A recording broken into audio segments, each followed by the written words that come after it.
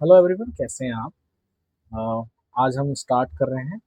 ये जो वीडियो है ये बहुत ज़्यादा इम्पोर्टेंट वीडियो है बिकॉज इस वीडियो के अंदर हम पढ़ने वाले हैं कि लॉजिकल रीजनिंग है ना, जो कि जो कि इलिट का एक बहुत ही स्कोरिंग सब्जेक्ट है ना भाई। वेरी स्कोरिंग आप कह सकते हैं इसको, बिकॉज इसके बिना, लॉजिकल रीजनिंग के बिना बच्चों, it is not possible to crack elite. समझ रहे हो बात को। एलिट को क्रैक करना इम्पॉसिबल है if you are not focusing, और इम्पॉसिबल है if you are not focusing on logical reasoning. Okay, then we should know that कि how much marks comes from logical reasoning. Okay, logical reasoning से 70 marks का 70 marks, you know, 70 marks is very much.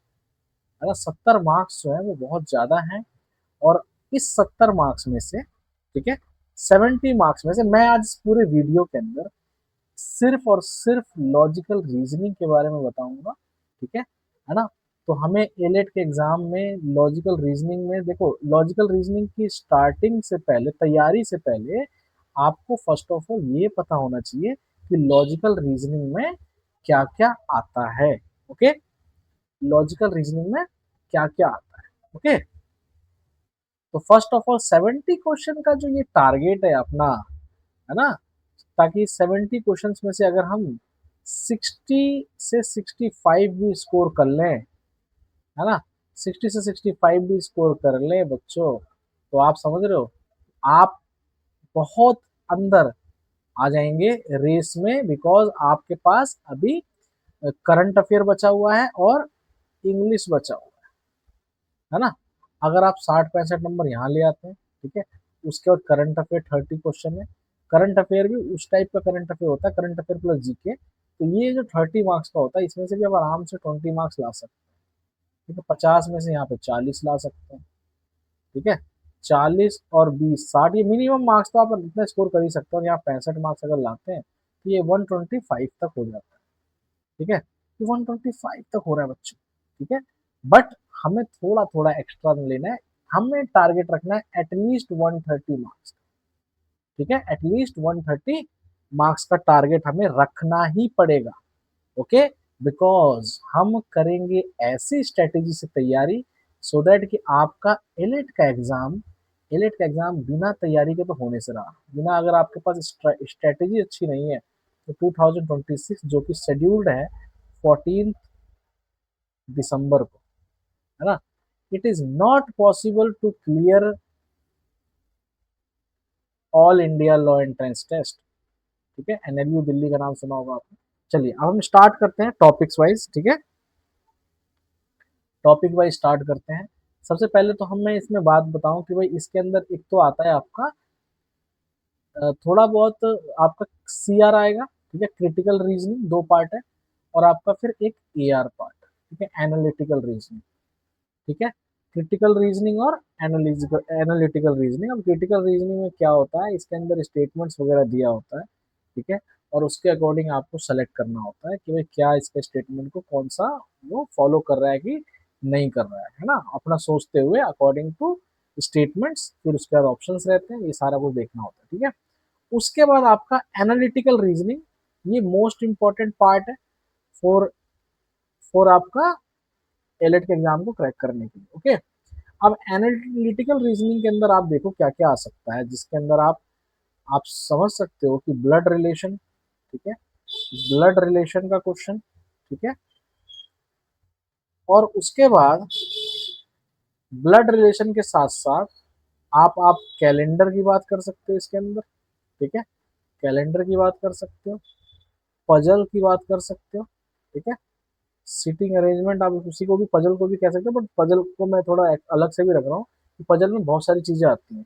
एक तो seating arrangement आप कर सकते हो। ठीक है, फिर उसके बाद आप कर सकते हो कोडिंग डिकोडिंग कर सकते हो। कोडिंग डिकोडिंग कर लिया आपने। फिर उसके बाद आप नंबर सीरीज कर सकते हो, ठीक है, ये सारा करना पड़ेगा आपको। अगर आप ये नहीं करोगे तो it is not possible to. फिर उसके बाद आप एनालॉजी कर सकते हो, ठीक है। अभी होता क्या क्या थोड़ा डिस्कस कर लें, कोई बात नहीं, दोबारा पहले टॉपिक लिख लेते हैं। फिर 8 नंबर पे आप सिलॉक्स कर सकते हो, सिलोलिज्म, सिलोजिज्म, ठीक है। तो ये हो गया आपका, ठीक है, नंबर सीरीज हो गया, ये सब हो गया, ठीक है। आपका ये कोडिंग डिकोडिंग हो गया, सिटिंग अरेंजमेंट हो गया, पजल्स में और बहुत सारी चीजें हो गई। ये आपका कैलेंडर हो गया, ब्लड रिलेशन हो गया, ठीक है, एनालॉजी हो गया, ये सारा कुछ आपको करना पड़ेगा, ये पूरा सिलेबस रहता है। और सीआर फिर साथ में करना है थोड़ा सा।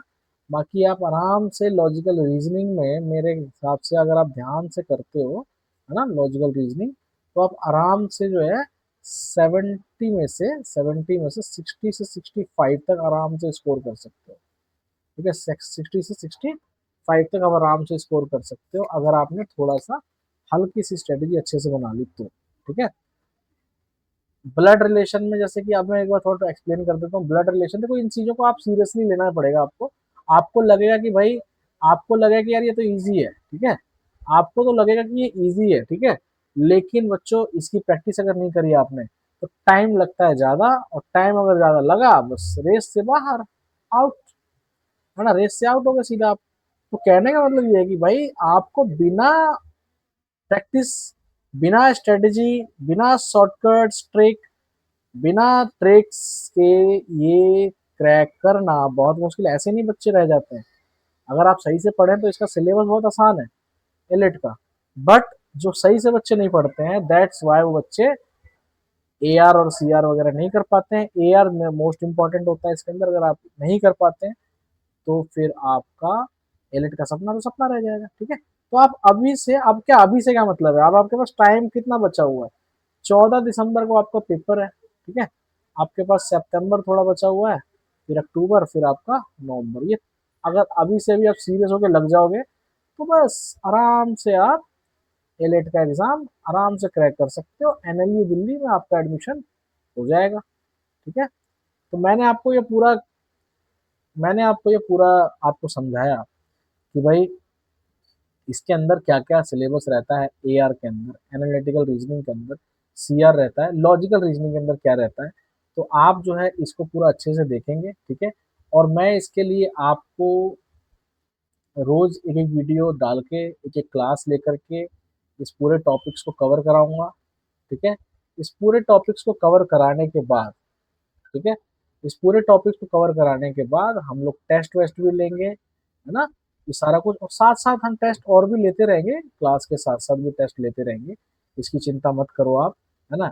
आप बस, मुझे आपका रिजल्ट चाहिए, मुझे आपका रिजल्ट चाहिए, एनएलयू दिल्ली में आप चाहिए।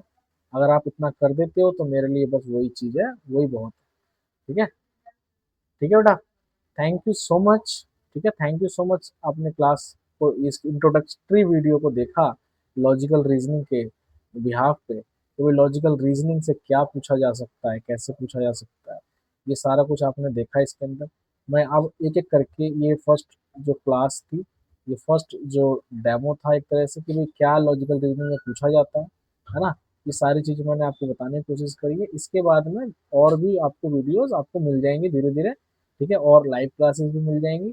आप आराम से इसको देखें और आराम से फोकस करें कि भाई आपको all India law entrance test कैसे निकालना है और क्या क्या रहता है। मैं आपको इसके बाद आपको अदर सब्जेक्ट के बारे में बताऊंगा दूसरे वीडियो के अंदर, जिसमें आपका इंग्लिश होगा, फिर आपका करंट अफेयर और जीके होगा, ठीक है।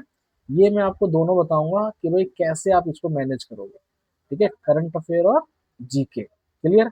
और फिर उसके साथ साथ इंग्लिश भी। तो ये दो पोर्शन और हैं, तीन तो टोटल पोर्शन ही होते हैं एलिट के अंदर, ठीक है। तो ये सारा आपको क्लियर करना है। Thank you so much, thank you so much बच्चों, थैंक यू सो मच।